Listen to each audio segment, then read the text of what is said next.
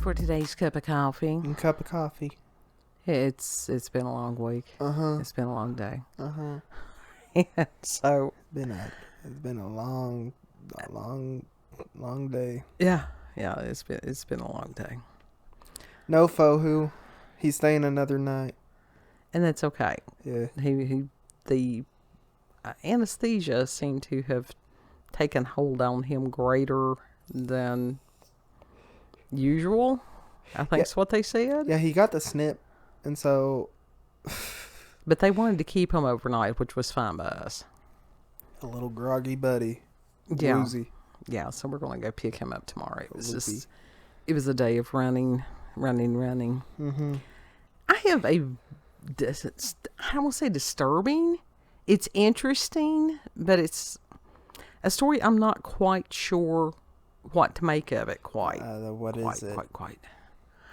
And this is very well written. This honestly has probably been one of the best written stories that has appeared in Daily Mail in a while. So kudos to Tom Rawstorne.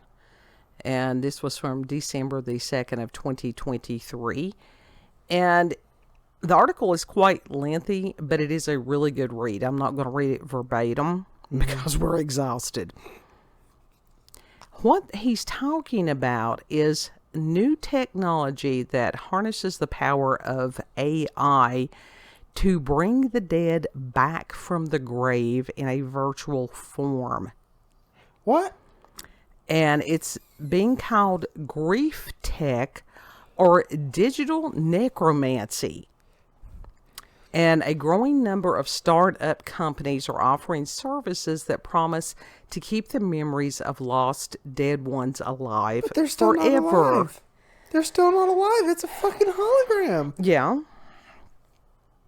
And it says some are based on pre-recorded videos with the subject, and relatives can then ask questions of them with an AI interface, seamlessly and instantly selecting the appropriate response depending on what has been asked.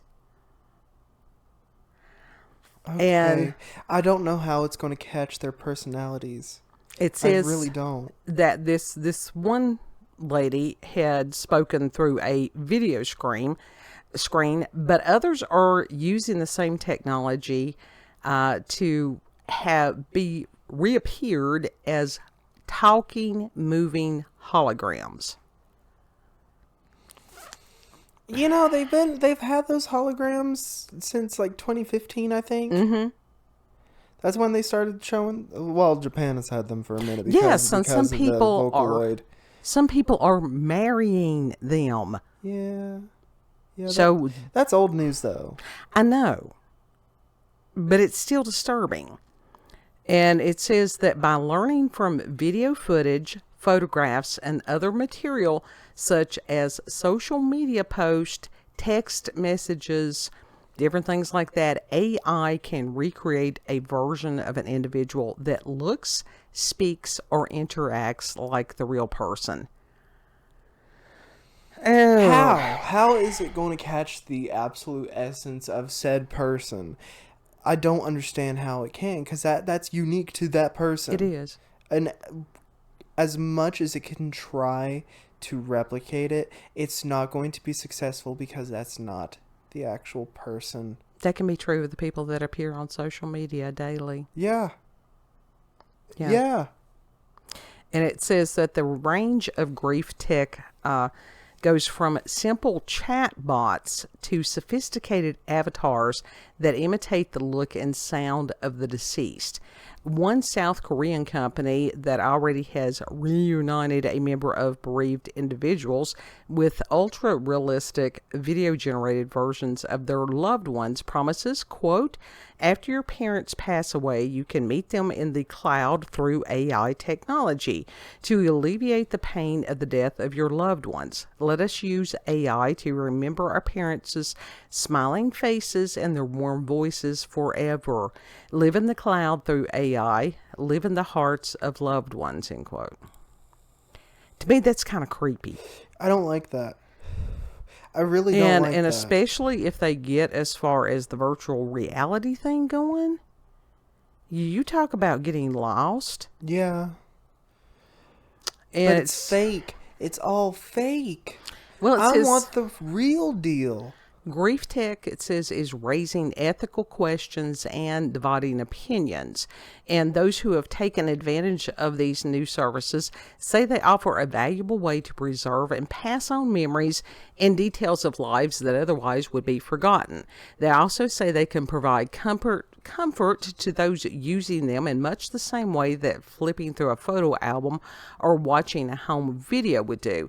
But among the concerns about the new technology is the worry that in order to maximize profits, the tech companies will make their offerings as addictive as possible so that grieving relatives can be charged again and again to see their dead loved ones rather than simply paying a flat fee.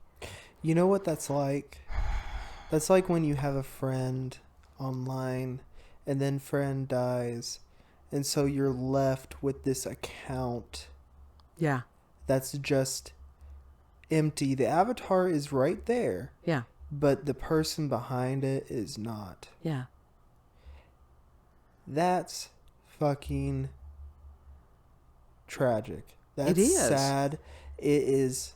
It's almost like it is a way to fantasize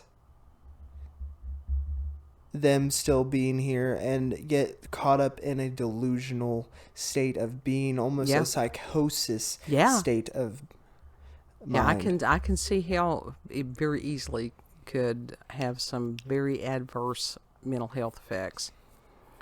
And, plus this, as far as these people, these companies forcing people to continue to pay. It's insidious, but there are people that'll do it. To see my family. Yeah. I ain't going to pay shit to see a digital wannabe copy. Yeah. It says there are also warnings that the realism of the avatars may make it harder for the bereaved to come to terms with their loss. Exactly. That's the thing. It's not going to help anything. It's not going to help any sort of healing process. It's just going to keep them in a state of limbo. Yeah. It's going to keep them in a limbo state. And others have warned that the new technology could change how our brains process death. That's concerning. That is truly concerning. And it says there are concerns that grief tech may be capable of reinforcing and prolonging an attachment to the deceased that could disrupt the usual process of adapting to loss. I can see how that would be. I can see it too. I really can. And it was sort of like in the Harry Potter movie where that one mirror and he could see his parents. But they weren't actually... No, they weren't actually there. But literally, that's what I was thinking, was like those paintings that move, but they're not there. But it got to where he would spend hours and hours and hours. And it was an illusion. Mm-hmm. And, this last line of the story is very well written. He says, what seems almost certain is that once this rapidly developing technology reaches its unnatural conclusion, we will find ourselves living alongside AI-generated ghosts, barely distinguishable from our loved ones, as long as we carry on paying the bills to keep them around. Mm-hmm. And it's also one of those, if you don't pay the bill and they get deleted, can you imagine the guilt? Yeah. Yeah, for real. Like, that's a huge guilt trip. That is That's not something a person should go through, that type of I don't feeling. think so. I think it could be very dangerous. It's incredibly dangerous, and it's reckless. Well, and I think also it's one of those that people have a tendency to become lazy. And just as a species, we have a tendency to become very lazy. And instead of paying attention to the moment and the people that are in front of us, to sit there and go, well, I can hear that later. You know. Mm-hmm. And as far as what people present on social media, for the most part, that's fake. For real, a majority of it is fake. Sure it is. Now, unless you catch those people that are honestly just recording them having a good time. Right. I can understand that. You know, and it's just, that is one of the things with us doing these little podcasts and stuff. It's us. Yeah. You see us out on the street and Or talk them to us, just- it's like, damn, they really are like that. Them literally just doing just basic everyday human shit and talking to the camera as if it was an actual person. Right. That's not faking anything. Yeah. To an extent, some of them do. Weird. To sit there and look at a camera, first of all, that's one of the reasons we don't do that. There's a lot of reasons we don't do that. I don't feel like being scrutinized by the world for any reason on these things. But for the people that can do that, and they do that well, bully for them. But it's like, even then, they know they're on camera. They do know they're on camera, and sometimes they do keep up a persona. Even if they don't want to, they still are. Because that does happen. Does it change who they are? You've got to question that. Sometimes. I think it does. That these people do reckless, stupid things for the camera. Yeah. I mean, how many times have... that's a high. Oh, yeah, I read just... As far as just... It is narcissism. And that approval, wanting approval of total strangers... validation for their existence, that's supposed to come from within. Mm-hmm. But somebody had been in Venice. There had been several of them, and they were on the gondola, and the gondola driver or pilot or whatever you call them kept telling these people to sit down, and they wouldn't listen because they were up taking selfies, doing all this stupid shit. So they ended up in the canal. They turned over the gondola. Because they wouldn't sit down. Because they wouldn't listen, yeah.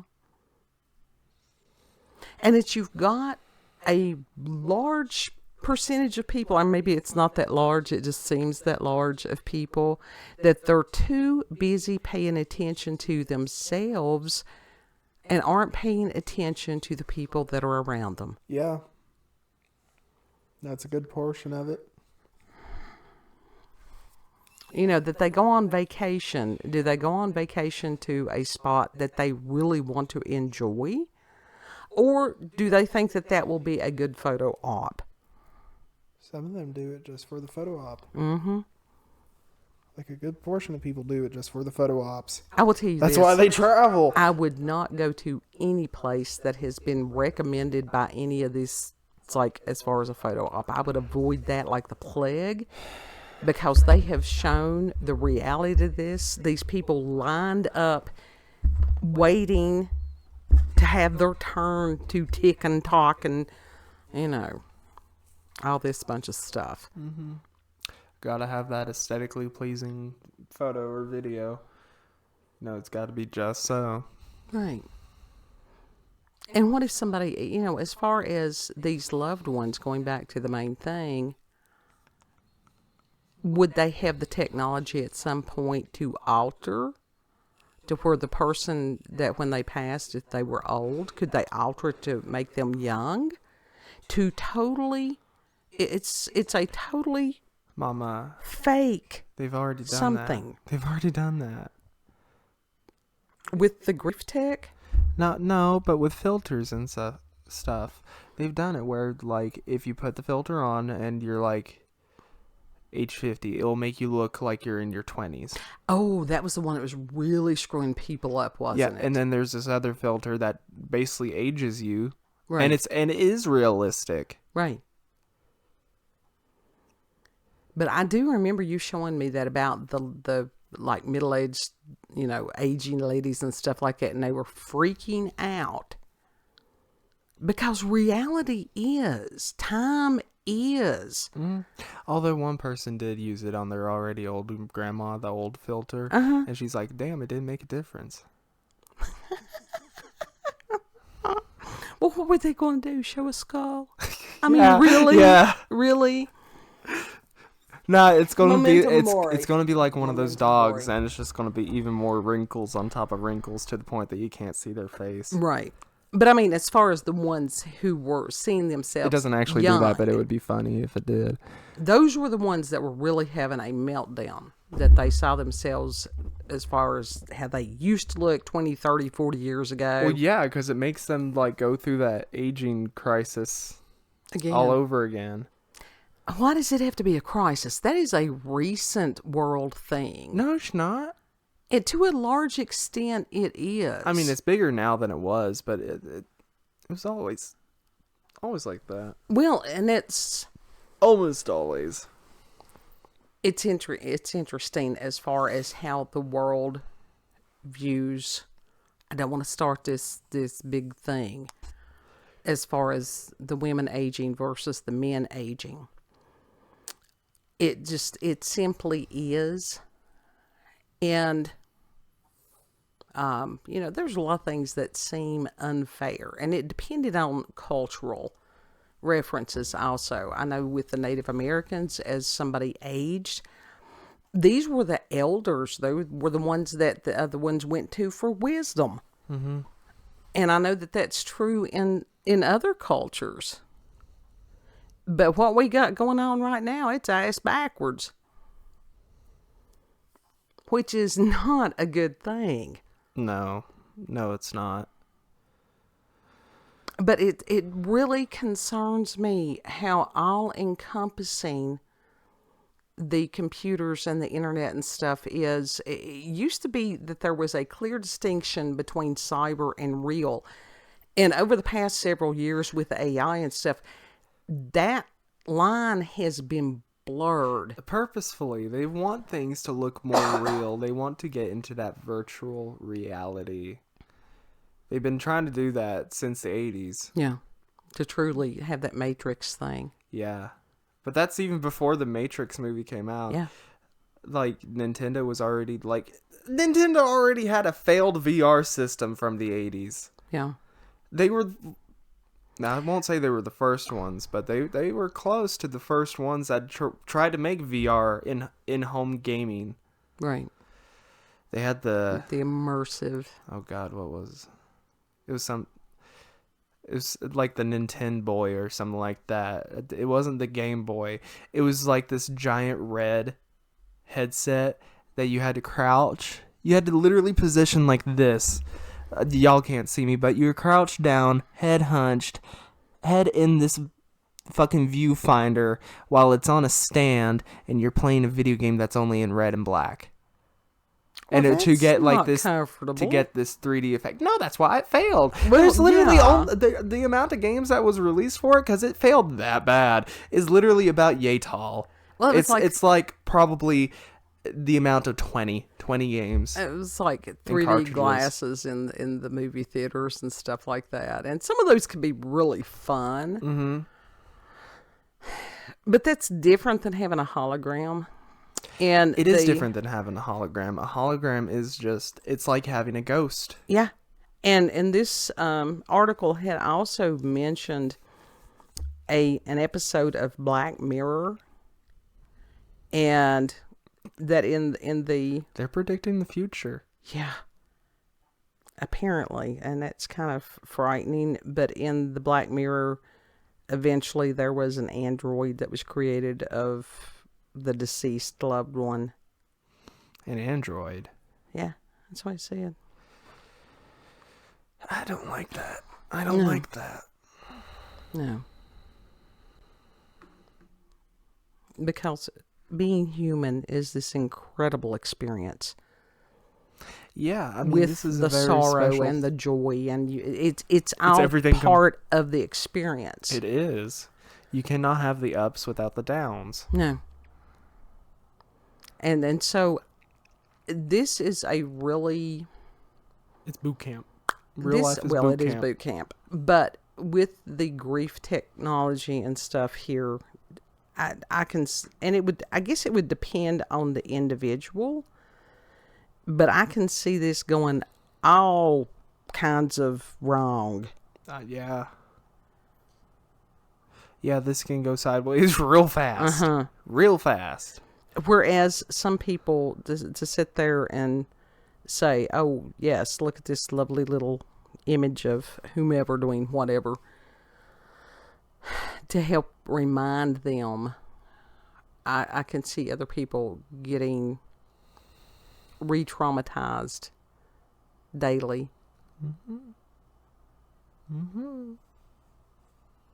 Yep. Because as far as being able to touch a loved one, it's hard when you can't do that. We speak from experience. Yep. And Yep. so, yeah, let us know your thoughts about this grief technology. Because I think really, it's a bad idea. It drags on the grief. I think it very easily could. I think it could be, like that one person had said, highly addictive, that it is putting off the process of truly grieving, of truly accepting that person is no longer in this realm. That's exactly what it does. It's basically designed to do so, whether or not they want to say it is or not.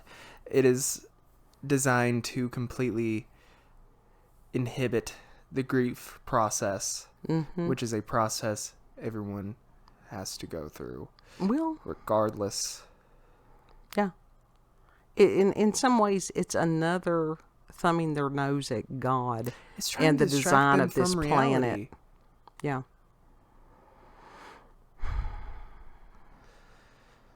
It was This odd. is a bitter cup. I didn't think it was that bitter. I just thought it was very, very interesting. Yeah. And, again, we have got so many people that are in denial of reality. They do want to substitute their own. But their own is not, it's funny to hear somebody say that, but when you see somebody try to live that, it becomes very sad and tragic and can have devastating consequences. Really? Yeah. That's really something that does. people are not talking about enough, is that when you go against reality, there are consequences. Yes. And we have talked about that this past week. So, final thoughts, kid. I think this one has disturbed you, and I really didn't think that it would bother you this greatly. Oh no, it really does bother me. I have big issues with AI and the idea of holograms. I really do have big issues with that. Yeah.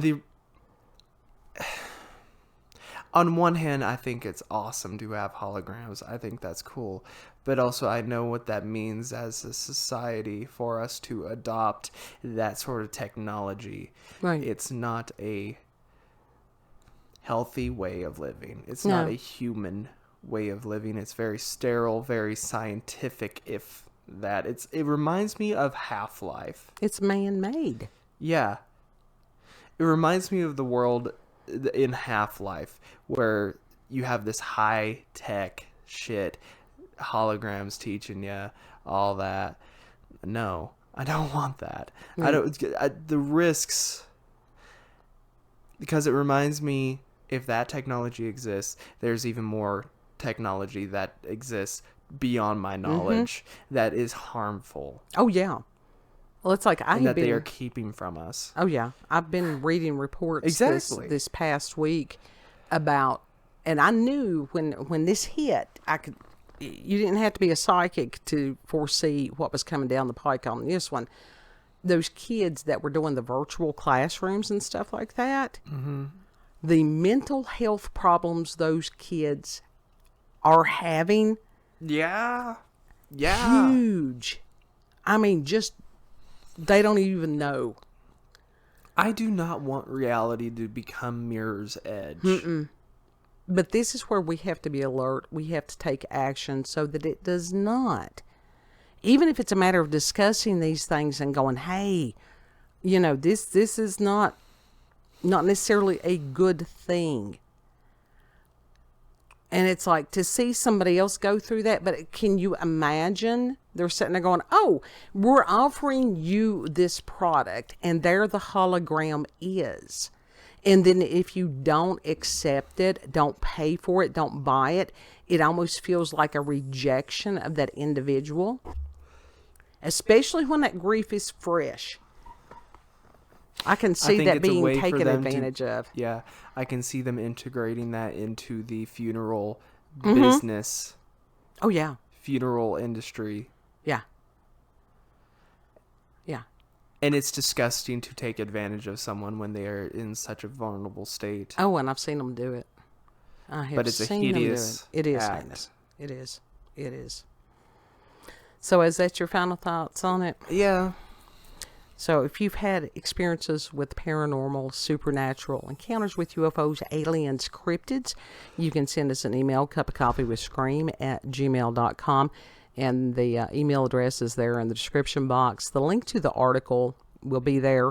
And it's also got, as far as different people's experiences, like I said, it was very lengthy, so didn't want to take up our time. We wanted to discuss this rather than just read to it, so you can go there and read it. It's a very enjoyable article. Yeah. And if you like this video, don't forget to like, share, comment, and most of all, subscribe and click that notification button for daily notifications of our daily uploads. Thank you all, and have a good... There's a gash in my mic sock.